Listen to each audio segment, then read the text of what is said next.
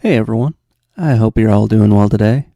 This time I want to talk about my favorite puzzle games.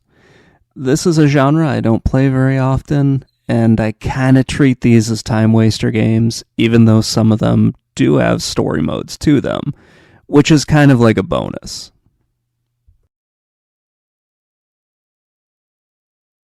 First one up is Wario's Woods. This game grabbed my attention a few years ago. It was just kind of sitting on my shelf with a bunch of other games for a while after I collected it and tested it out and then didn't really do anything with it. And then I gave it a try back during the pandemic, actually. And about a year, well, I came back to it during the pandemic. I think about a year before that I might have played it as well. It's been a while. Either way, this one is an incredibly frustrating game, but it is a lot of fun once you get into it, especially trying to figure out the kind of weird control scheme. You play as Toad, and you are basically picking up little creatures, and you're trying to line them up into rows of 3 or more, and then you get bombs to blow them up. The way you do this is a little strange, because you have to pick them up, you have to set them in the right spot. You can't climb up because you are walking up and down these things. You can't really climb up if they're too high or if you're carrying a bomb. It's an incredibly frustrating game, but it is a ton of fun to play. And then we have Kirbys Avalanche. This is just a wonderful game. I remember playing it with my friend Drew back in the 90s. This was before I had started collecting games. And I had no idea what was going on. I didn't know a whole lot about Kirby. I didn't know much about the game the original game, which is Puyo Puyo. And I was just having fun going through this, trying to figure everything out. So this is a reskin of Puyo Puyo, where you have these little jelly bean things, and you're trying to create groups of 4 or more. It's a lot of fun to play, and it can be a little confusing at first, but it was so much fun. This was actually my entry point into the Kirby series. I know that sounds a little weird, but I did not play any of the Kirby games on the NES or on the Game Boy, and yeah, I didn't know much about the characters, so Kirbys Avalanche was my entry point to that. And then I went back and played a bunch of them and found out, oh, they're not all puzzle games. And then years later, I learned what Puyo Puyo was.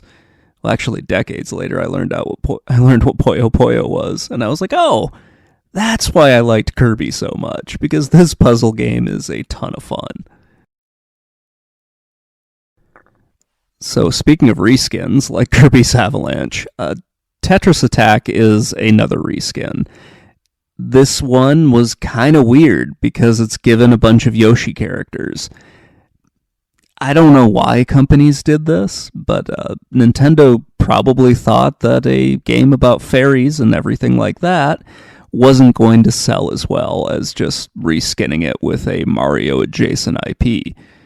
They might have been right, I don't know. But this one kind of plays a little bit like Dr. Mario, somewhat. It has a much more colorful art style, and in this one, the blocks are scrolling up from the bottom of the screen, and you need to line them up in order to get them to blow up. They're only lined up in vertical or horizontal, and that's the part that's kind of like Dr. Mario in this case. But that was probably just the closest comparison I can make while I was writing all this out. This was another game that I played with my friend Drew, and yeah, he is the one who introduced me to a lot of SNES games, and this one made enough of an impression on me that I wanted to go out and try to find it later on. I love Shanghai. I don't know what it is, but I love this tile matching game. I have a lot of nostalgia tied up with the Shanghai series. This is one of the games that I actually found first on the Sega Saturn when I very briefly collected for that system. And yeah, it's a really, honestly relaxing game to play. You're just trying to match tiles. Sometimes they're a little weird, like when you have seasons, you're not necessarily looking to match 2 winter tiles, but winter can be matched with any of the other 3 seasons. And it can be a little frustrating because there are times where the computer just trips you right up. You'll be going along and a move from like 5 minutes prior is what screwed you over, and it forces you to reshuffle everything. This was great because there was no score or anything. You just had to complete the thing and however long it took you to play. And yeah, the end goal was to just complete all the puzzles. It was a lot of fun to go through again.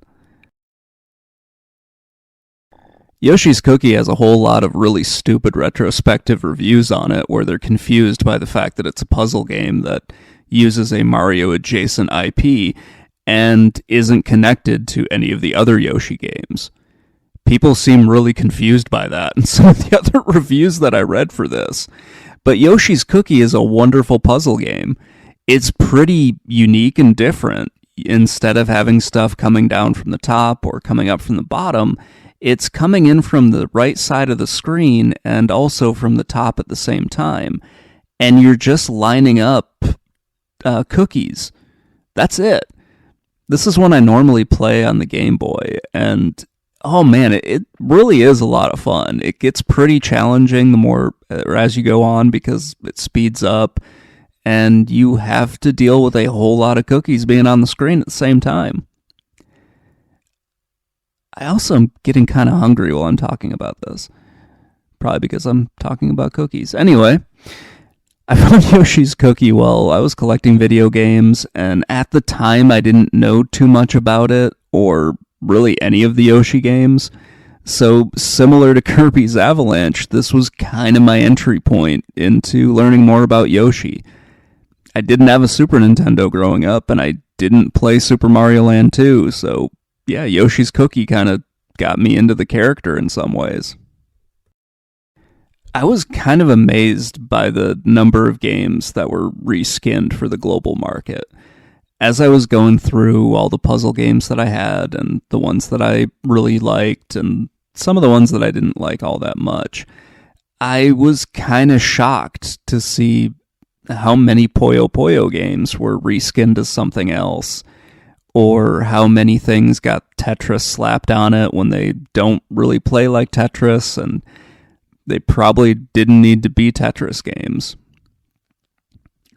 It's kind of strange to see that. Oh gosh, and Solomon's Key. Oh my god, Solomon's Key had a ton of frickin' reskins. Like an entire franchise of reskins just on its own, and then those also had their own reskins. I had no idea what Solomon's Key was for a very long time, but I played games that were reskins of it. It's shocking to see just how many times that game got used over and over again. But yeah, the puzzle genre is just a fascinating thing to look at. Most of these I play now, like on my phone. That's usually what I still do, and they're mostly just time waster games for me. Especially the different versions of Shanghai, which seems to have just dropped that name and just goes with Mahjong Solitaire now. Or just calls it Mahjong. Which it is, but it's, I don't know. It's weird to go into all of that. But yeah, these were my 5 favorite puzzle games out there. I might do other lists to break it down by system to go through their greatest puzzle games at some point. Anyway, let me know what you think in the comments below, and I will talk to you all later.